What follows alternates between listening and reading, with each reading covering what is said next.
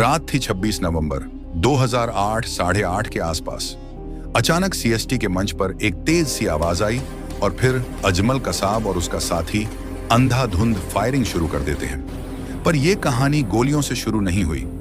यह कहानी शुरू हुई 7 साल पहले एक स्कूल की क्लासरूम से, जब दो लड़के बने दोस्त। एक डॉक्टर बनने चला गया, दूसरा दुनिया का सबसे खतरनाक आतंकवादी बन गया। एक का दिमाग, दूसरे का हाथ। इन दोनों ने मिलकर वो हमला प्लान किया जिसने मुंबई को 60 घंटे तक नर्क बना दिया। लेकिन ये बात कम लोग जानते हैं कि इस हमले की तैयारी 7 साल पहले शुरू हुई थी।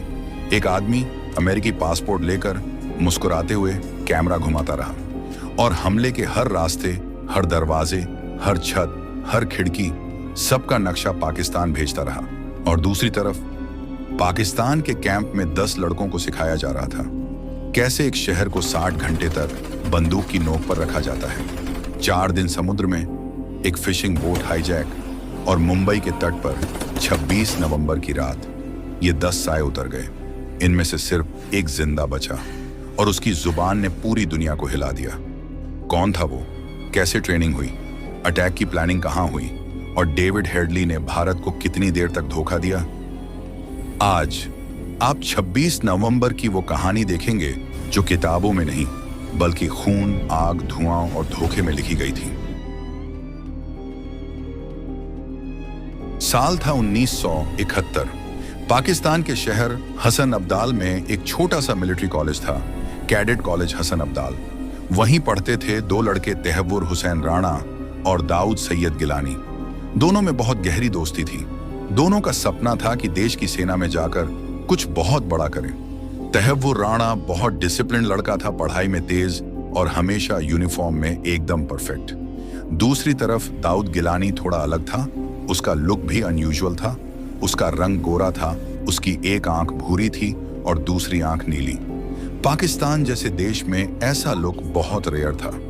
लोग उसे देखकर अक्सर कहते थे, ये तो पाकिस्तानी लगता ही नहीं। दरअसल उसकी मां अमेरिकन थी और उनका नाम एलिस सेरिल हेडली था। उनके पिता पाकिस्तान के सीनियर ब्यूरोक्रेट सैयद सलीम गिलानी थे। उनके पेरेंट्स की शादी तो पाकिस्तान में हुई थी, लेकिन बाद में तलाक हो गया। उसकी मां वापस अमेरिका चली गई और दाऊद बचपन में अपने पिता के साथ पाकिस्तान में रहा। 7 साल की उम्र तक वो पाकिस्तान में रहा, लेकिन 1977 में जब उसके पिता ने उसे अमेरिका भेज दिया तो वो अपनी मां के पास फिलाडेल्फिया जाकर बस गया। यहीं से उसकी जिंदगी ने नया मोड़ लिया। अमेरिका में उसने पढ़ाई तो की, लेकिन धीरे धीरे गलत संगत में पड़ गया। ड्रग्स पार्टीज और स्मगलिंग का हिस्सा बन गया। 1980 और 1990 के बीच वो कोकेन और हेरोइन के बिजनेस में पूरी तरह इन्वॉल्व हो गया। 2 बार एफबीआई ने उसे गिरफ्तार किया, लेकिन हर बार किसी न किसी तरह वो छूट गया। वो बहुत स्मूथ टॉकर था, दिखने में एजुकेटेड, बात करने में चार्मिंग, लेकिन अंदर से खतरनाक। इसी बीच तहव्वुर राणा का करियर भी आगे बढ़ गया। वो पाकिस्तानी आर्मी मेडिकल कोर्प्स में गया, डॉक्टर बना और बाद में एक कैनेडियन सिटीजन से शादी करके कनाडा शिफ्ट हो गया। वहां उसने इमिग्रेशन और वीजा कंसल्टेंसी का बिजनेस शुरू किया, फर्स्ट वर्ल्ड इमिग्रेशन सर्विसेज, जिसकी ब्रांचेस टोरंटो, न्यूयॉर्क और शिकागो जैसे बड़े शहरों में थीं। दूसरी तरफ दाऊद गिलानी की जिंदगी गिरती जा रही थी। उसका ड्रग बिजनेस कोलैप्स हुआ, केसेस बढ़ने लगे और वो डिप्रेशन में चला गया। लेकिन 2001 में उसकी जिंदगी में एक ऐसा मोड़ आया जिसने पूरी कहानी बदल दी। उस साल उसने कांटेक्ट किया पाकिस्तान के एक रिलीजियस ग्रुप से, लश्कर-ए-तैयबा, जिसका फाउंडर था हाफिज मोहम्मद सईद। उस वक्त हाफिज सईद ऑलरेडी भारत पर कई अटैक्स कर चुका था और उसके टारगेट लिस्ट में नया शहर था मुंबई। दाऊद गिलानी के लिए ये नया रास्ता था। वो पाकिस्तान गया और वहां हाफिज सईद और जक्की उर रहमान लखवी से मिला। हाफिज सईद ने उससे कहा, तुम हमारे लिए बहुत यूजफुल साबित हो सकते हो। और सच में गिलानी का अमेरिकन लुक, फ्लुएंट इंग्लिश और ड्यूअल बैकग्राउंड लश्कर के लिए गोल्ड माइन था। 2002 में उसे लश्कर के मुरीद के ट्रेनिंग कैंप बुलाया गया। ये लाहौर के बाहर लश्कर-ए-तैयबा का हेडक्वार्टर था। यहाँ उसने इंट्रोडक्टरी ट्रेनिंग ली, जिसे वो दावत बोलते हैं। इसमें उसे आइडियोलॉजी सिखाई गई कि इंडिया, इजराइल और अमेरिका उनके दुश्मन हैं। इसके बाद एडवांस ट्रेनिंग के लिए उसे मुजफ्फराबाद, जो कि पीओके में पड़ता है, वहां भेजा गया, जहां लश्कर का मेन मिलिट्री कैंप था, बैतुल मुजाहिदीन। यहीं से वो लश्कर की कोर आइडियोलॉजी और प्लानिंग का हिस्सा बन गया। 2002 से 2003 तक उसने पाकिस्तान के 5 दौरे किए, फरवरी, अगस्त, अप्रैल, अगस्त और दिसंबर। हर बार ट्रेनिंग सेशंस में शामिल हुआ, नए कॉन्टैक्ट्स बनाए और लश्कर के कोर लीडरशिप से जुड़ गया। ट्रेनिंग खत्म होने के बाद उसे लश्कर के फॉरेन रिक्रूटमेंट विंग में भेज दिया गया, जिसका हेड था साजिद मीर। साजिद मीर ने उससे कहा, तुम्हारा काम अब बैटलफील्ड पर नहीं होगा, तुम्हारा काम है इंटेलिजेंस गैदर करना और इन्फिल्ट्रेशन में मदद करना। साजिद मीर ने उसे साफ कहा, अब तुम अमेरिका वापस जाओ और अपना नाम चेंज करो, बाकी इंस्ट्रक्शंस तुम्हें वहां मिलेंगे। दाऊद गिलानी ने वही किया। वो वापस अमेरिका गया और अपनी मां का लास्ट नेम अडॉप्ट किया। अब उसका नया नाम था डेविड कोलमैन हेडली। नया नाम, नया पासपोर्ट, नई पहचान। 2005 में उसने ऑफिशियली नाम बदलने का एफिडेविट दाखिल किया और अमेरिकन पासपोर्ट हासिल कर लिया। अब वो दिखने में पूरी तरह अमेरिकन था। Blue eyes, white skin, clean accent, US passport. कोई सोच भी नहीं सकता था कि ये आदमी एक्चुअली पाकिस्तान ट्रेन टेररिस्ट है। इंडियन इंटेलिजेंस एजेंसीज का मानना है कि इस प्रोसेस में पाकिस्तान की इंटर सर्विसेज इंटेलिजेंस आईएसआई ने उसकी मदद की थी, क्योंकि किसी ऐसे आदमी को जो पहले 2 बार ड्रग स्मगलिंग में गिरफ्तार हुआ हो, इतने आसानी से यूएस पासपोर्ट मिलना ऑलमोस्ट इम्पॉसिबल था। हेडली अब दोहरी जिंदगी जीने लगा, ऊपर से एक सक्सेसफुल बिजनेसमैन, नीचे से लश्कर का स्लीपर एजेंट। और यहीं पर उसकी स्टोरी फिर से जुड़ती है अपने पुराने दोस्त तहव्वुर राणा से। वो कनाडा में सेटल था और अमेरिका में भी उसकी इमिग्रेशन कंसल्टेंसी चल रही थी। हेडली ने उससे कांटेक्ट किया और कहा, भाई एक काम है जो दोनों के लिए प्रॉफिटेबल होगा। लश्कर की तरफ से उसे एक प्लान मिला था, इंडिया में बेस एस्टैब्लिश करो। हेडली ने राणा से कहा, हम अपनी कंपनी की ब्रांच मुंबई में खोलते हैं, लेजिटिमेट बिजनेस भी चलेगा और ट्रैवल करने का रीजन भी रहेगा। राणा को आइडिया पसंद आया। उसने कहा, श्योर, बिजनेस एक्सपैंड करते हैं इंडिया में भी। बस यहीं से शुरू हुआ एक ऐसा नेटवर्क जो आने वाले 3 सालों में दुनिया के सबसे बड़े टेररिस्ट अटैक की बैकबोन बनने वाला था। डेविड हेडली का नया लाइफस्टाइल अब बिल्कुल बदल चुका था। ऊपर से वो एक लेजिटिमेट बिजनेसमैन की तरह दिखता, corporate meetings, immigration, consultancy, client calls. नीचे से वही लश्कर का एजेंट था जो अपने पुराने हैंडलर्स से लगातार कांटेक्ट में रहता था। उसने मुंबई जाने का पहला बहाना वीजा और बिजनेस मीटिंग बताया। जुलाई 2006 में जब वो पहली बार इंडिया पहुंचा तो उसने बस होटल्स, कैफेज और कुछ पब्लिक प्लेसेस की देख रेख की। यहाँ कैसा क्राउड रहता है, किस टाइम पर जगह क्राउडेड होती है, कहाँ कैमरे लगे हैं, किस एंट्री से लोग आते जाते हैं, ऐसी बातें उसने नोट की। वो ओपन टूरिस्ट की तरह रिकॉर्डिंग करता, कैमरा और वीडियो लेता, जीपीएस कोऑर्डिनेट्स का यूज करता। बातों का ये सिलसिला अब लश्कर के लिए इंटेलिजेंस बनता जा रहा था। तहव्वुर राणा, जो अब कनाडा में सेटल्ड था और जिसकी इमिग्रेशन कंपनी की वजह से उसे इंडिया आने जाने के लेजिटिमेट रीजंस भी मिल जाते थे, उसने भी हेडली की मदद की। दोनों ने डिसाइड किया कि मुंबई में एक ऑफिस खोलना सबसे अच्छा कवर होगा, एक ऐसा कवर जो बार बार इंडिया आने का कारण दे और साथ में लोकल लॉजिस्टिक्स को आसान बनाए। इधर पाकिस्तान में लश्कर-ए-तैयबा ने अपनी रिक्रूटमेंट और ट्रेनिंग पूरी तीव्रता से शुरू कर रखी थी। उस वक्त के रिकॉर्ड्स और बाद के इंटरोगेशंस में जो सच सामने आया, उससे पता चला कि लश्कर ने उन लड़कों की स्क्रीनिंग बड़े पैमाने पर की। गरीबी, बेरोजगारी, पारिवारिक सूना होना और अक्सर छोटी सी क्रिमिनल हिस्ट्री, ऐसे युवाओं को चुनना आसान था। कुल मिलाकर 27 से ज्यादा नाम सामने आए, लेकिन आखिर में उन तमाम नामों में से सिर्फ 10 लड़के फाइनल हुए, वो 10 जिनको समुद्री रूट से भेजा गया। उनमें से एक का नाम अजमल आमिर कसाब था। कसाब था तो एक आम सा बच्चा, ओकारा जिला पंजाब का रहने वाला, लेकिन जिन कारणों से लश्कर ने उसे चुना, उन सभी कारणों ने उसे बड़े साजिश में ढकेल दिया। लश्कर का ट्रेनिंग प्रोग्राम 4 मेन चरणों में डिवाइड था। पहला था दौरा ए सफा, दूसरा दौरा ए अम्मा, तीसरा दौरा ए खासा और चौथा दौरा ए रिबात। पहले 2 चरणों में रिलीजियस इंडॉक्ट्रिनेशन और बेसिक मिलिट्री स्किल्स दी जाती थी। तीसरे में advanced gorilla fighting, explosives, close quarters battle जैसी ट्रेनिंग थी, जिसे पूरा करना आसान नहीं था। चौथे में इंटेलिजेंस और एस्केप इवेड के टेक्निकल्स सिखाए जाते थे। इन सभी चरणों में जो सर्वाइवर्स रहे, वही आगे की प्लानिंग के लिए चुने गए। ट्रेनिंग इतनी कड़ी थी कि कई लोग बीच रास्ते में ही निकल गए। इमोशनल स्ट्रेस, फिजिकल टॉर्चर और कठिन दिनचर्या ने बहुतों को तोड़ दिया। प्रशिक्षण के इंस्ट्रक्टर्स में कुछ ऐसे लोग थे जिनके नाम बाद की जांच में बार बार आए, हाफिज सईद, ज़कियुर रहमान लखवी और कुछ कमांडर्स। ट्रेनिंग में उनको यह सिखाया गया कि कैसे एक बड़े शहर में घुसकर मैक्सिमम डैमेज करना है, कैसे किसी भी भीड़ में ब्लेंड कर लेना है, और सबसे अहम बात, अगर कुछ गलत हो जाए तो किस तरह बच निकलना है।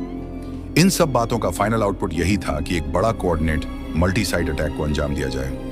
अजमल कसाब और बाकी 9 लड़कों का सिलेक्शन होने के बाद उन्हें पाकिस्तान से कराची तक सीक्रेट ट्रेन से लाया गया। कराची के निकट अजीजाबाद इलाके में उन्हें कुछ हफ्तों तक रखा गया और वहां से उनकी समुद्री ट्रेनिंग शुरू हुई। इस समुद्री ट्रेनिंग में उन्हें सिखाया गया कि छोटी नाव से कैसे ऑपरेट करना है, कैसे मछलियों की तरह नाव चलानी है, कैसे कोस्ट लाइन पढ़नी है, यानी बेसिक सीमैनशिप। साथ ही उन्हें वीडियो दिखाकर उन इंडियन जगहों के विस्तृत शॉट्स और एंट्री एग्जिट पॉइंट्स बताए गए जो बाद में टारगेट्स बनेंगे। इन टेप्स और फोटोज को लश्कर के सेंट्रल प्लानिंग सेल ने कैटेगोराइज किया कि कौन सी टीम किस टारगेट पर जाएगी, किस रूट से जाना है, किस तरह की डिस्गाइजेस लेनी है। लश्कर ने 5 टीम्स बनाई। हर टीम में 2-2 लोग थे। दोनों का जोड़ा बड़ी सिस्टम के हिसाब से रखा गया ताकि एक पार्टनर मारा जाए तो दूसरा कुछ कर सके। अजमल इस्माइल की जोड़ी इनमें से एक थी। उन 10 फाइनल कैंडिडेट्स में से एक को टीम का लीडर भी चुना गया, जिसे कहा गया कि वह ओवरऑल कोऑर्डिनेशन देखेगा। फाइनल लिस्ट में इन 10 लड़कों के रियल एड्रेसेस, फैमिली रिकॉर्ड्स और छोटे छोटे क्रिमिनल मामलों को स्क्रब करके उन पर ध्यान दिया गया ताकि कोई ऑब्वियस सरकारी बैकग्राउंड चेक में फेल ना हो। नवंबर का महीना आता है और लश्कर लीडरशिप हमले की तारीख तय करने लगती है। शुरू में कुछ तारीखें फिक्स हुई, लेकिन इंटेलिजेंस लीक्स और इंटरनल सिक्योरिटी कंसर्न्स के चलते कुछ तारीखें बदलती रहीं। वर्ष 2008 के सितंबर-अक्टूबर में कुछ प्लान डेट्स पर रोक लगाई गई क्योंकि इंडियन रॉ को कुछ इंटेलिजेंस मिली और सिक्योरिटी एजेंसीज अलर्ट हो गईं। लेकिन लश्कर ने पीछे नहीं हटा। जनवरी से नवंबर के बीच उनकी मीटिंग्स और रिहर्सल्स जारी रहीं। अंततः डिसीजन हुआ कि लेट नवंबर का महीना ठीक रहेगा क्योंकि उस समय कम विजिबिलिटी और कई लॉजिस्टिक एडवांटेजेस थे। दोनों तरफ भारत में कुछ एजेंसीज को इन संकेतों का पता चला तो लश्कर ने डेट बदलवा दी। पर जब लश्कर ने आखिरकार तय किया कि अब आखिरी प्लान कर दिया जाए तो उन्होंने सारे रिसोर्सेज जुटा लिए। Fake IDs, Indian clothes, local SIM cards, cash bundles, GPS sets, satellite phones और स्मॉल वेपन्स। ये सारी चीजें पाकिस्तान के अंदर निहित नेटवर्क्स के जरिए इकट्ठा करके कराची के आसपास भेज दी गईं। 21 नवंबर को एक आखिरी ब्रीफिंग हुई। वहां ज़कियुर रहमान लखवी और कुछ बड़े लोग मौजूद थे।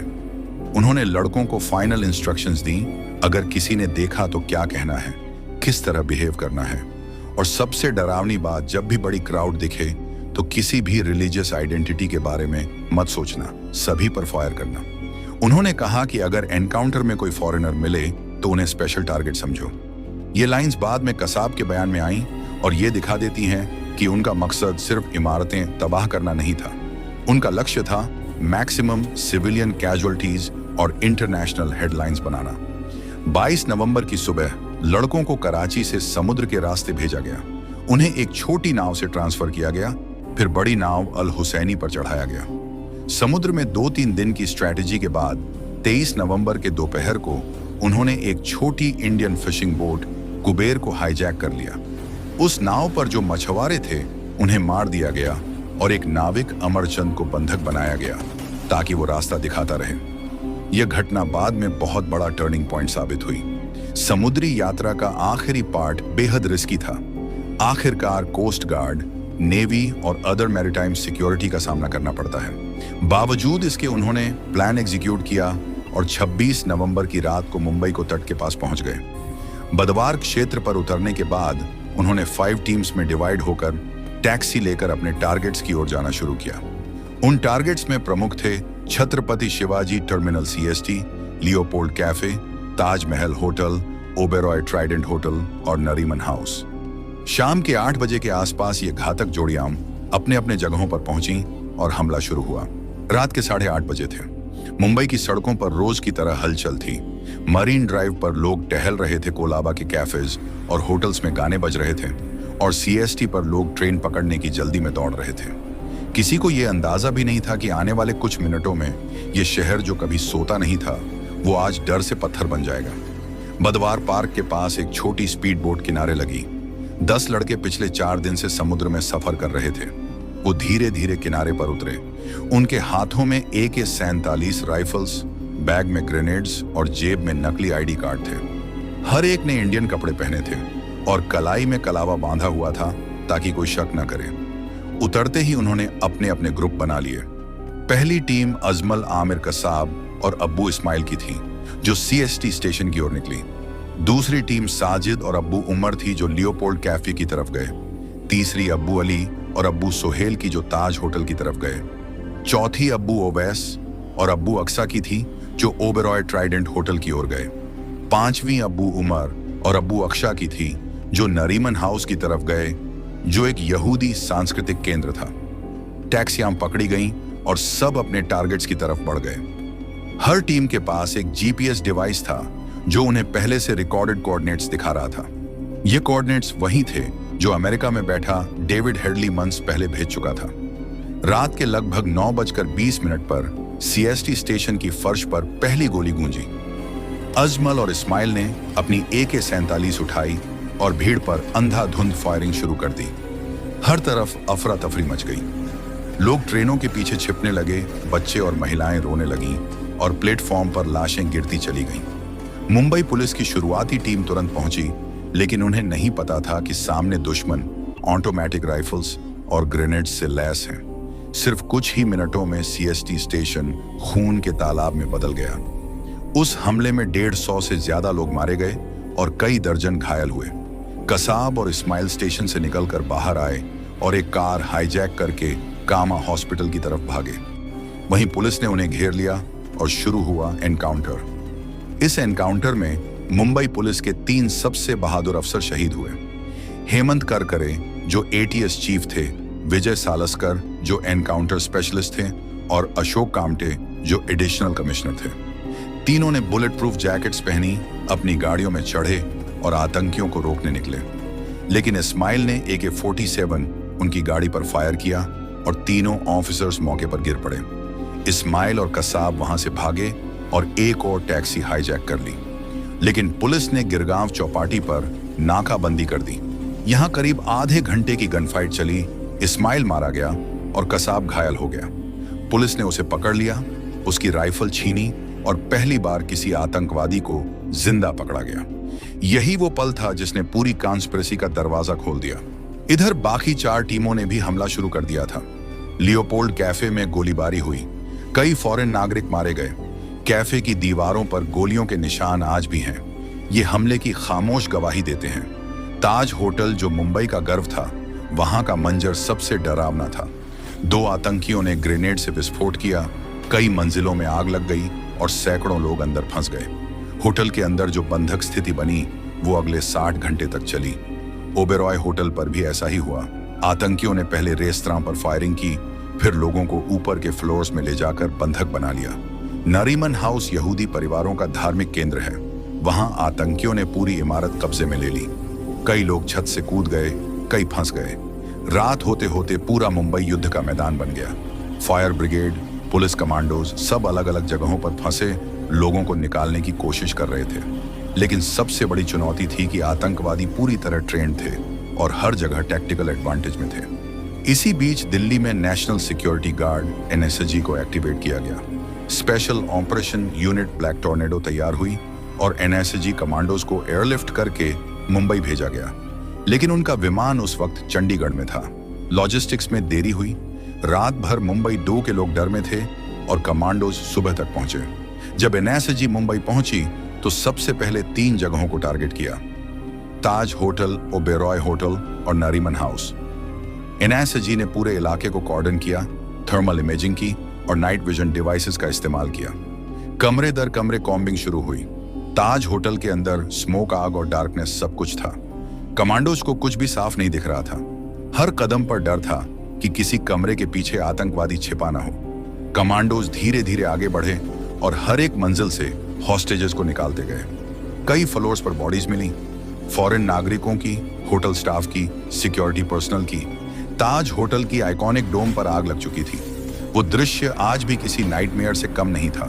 एनएसजी के ऑपरेशन में एक नाम हमेशा याद रखा जाएगा, मेजर संदीप उन्नीकृष्णन। उन्होंने अपनी टीम को पीछे रहने को कहा और खुद आतंकियों के सामने गए ताकि साथियों की जान बचाई जा सके। उनकी आखिरी आवाज रेडियो पर गूंजी थी, don't come up, I will handle them. और उसके कुछ मिनट बाद वो गोली से शहीद हो गए। ब्लैक टॉर्नेडो ऑपरेशन कुल 60 घंटे चला। 28 नवंबर तक ओबेरॉय होटल में आतंकियों का सफाया हो गया। 29 नवंबर को ताज से और नरीमन हाउस भी क्लियर कर दिए गए।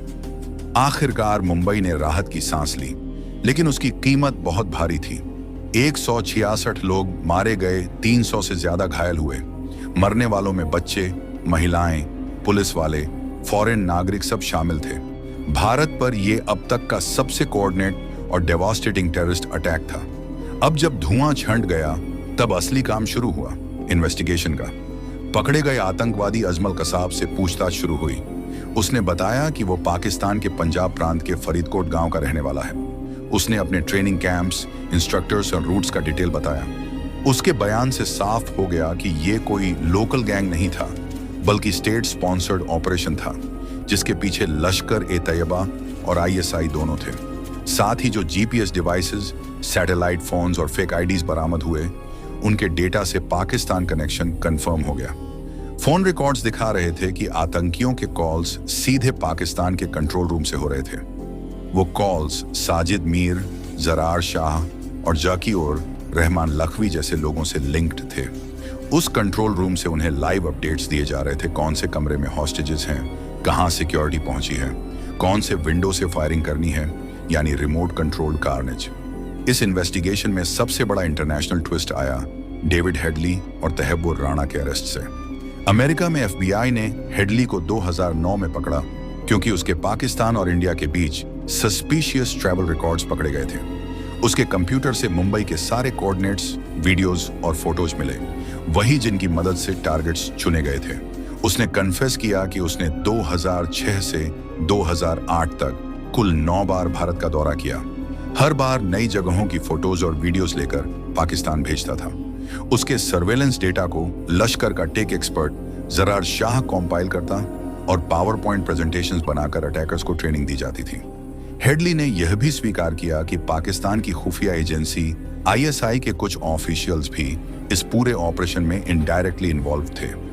उनका काम लॉजिस्टिक्स, कम्युनिकेशन और फंडिंग को इंश्योर करना था। जब एफबीआई और इंडियन एजेंसीज ने जॉइंटली इन्वेस्टिगेशन की, तो हेडली की कन्फेशन का डिटेल्ड रिपोर्ट तैयार की।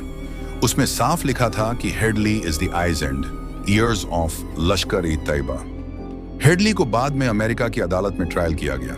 उसको 35 साल की सजा हुई, लेकिन तहव्वुर राणा ने खुद को इनोसेंट बताया। उसका कहना था कि वो सिर्फ बिजनेस पार्टनर था। फिर भी कोर्ट ने कहा कि उसकी कंपनी का इस्तेमाल एक टेररिस्ट ऑपरेशन के कवर के रूप में हुआ था। 26/11 सिर्फ मुंबई का अटैक नहीं था, ये पूरी दुनिया के लिए वार्निंग थी कि आतंकवाद अब जियोग्राफिकल बाउंड्रीज नहीं मानता। उसने दिखा दिया कि एक आदमी अगर सही जगह और सही डिस्गाइज में हो तो कितनी तबाही मचा सकता है। भारत में इस हमले के बाद सिक्योरिटी आर्किटेक्चर पूरी तरह बदल दी गई। कोस्टल सर्वेलेंस मजबूत हुई, एनएसजी के रीजनल हब्स बनाए गए और इंटेलिजेंस कोऑर्डिनेशन सिस्टम्स सुधार दिए गए। लेकिन हर भारतीय के दिल में वो डर, वो गुस्सा और वो दर्द आज भी जिंदा है। और शायद सबसे बड़ी बात, मुंबई ने हार नहीं मानी। 60 घंटे की आग और खून के बाद भी ये शहर अगले दिन चला, ट्रेन्स चली, लोग ऑफिस गए और ताज होटल फिर से खड़ा हुआ। क्योंकि ये सिर्फ एक शहर नहीं था, ये एक जज्बा था जो आतंक के सामने झुकना नहीं जानता। मुंबई पर हुआ वो हमला खत्म तो हुआ, लेकिन उसकी गूंज आज भी महसूस की जा सकती है। 26 नवंबर 2008 की ये तारीख अब सिर्फ एक दिन नहीं, बल्कि एक सिंबल बन चुकी है। तो दोस्तों, अगर ये कहानी आपको कुछ सोचने पर मजबूर करती है, अगर इसने आपके अंदर वो सवाल जगाया है कि हम कैसे ऐसे हमलों से बच सकते हैं, तो इस वीडियो को जरूर शेयर करें, ताकि ज्यादा से ज्यादा लोग जान सकें कि 26/11 सिर्फ एक हमला नहीं था, ये सबक था, ये चेतावनी थी, ये यादें थीं कि हमने आजादी की कीमत सिर्फ जंग में नहीं चुकाई है, हमें ऐसे आतंकवादी गतिविधियों का भी सामना करना पड़ता है। तो दोस्तों, अगर आपको हमारी वीडियो अच्छी लगी तो इसे लाइक करें, शेयर करें, कमेंट करें और चैनल को सब्सक्राइब करें। और हाँ, आप हमें हाइप देना ना भूलें। मिलते हैं अगले वीडियो में। जय हिंद। जय भारत।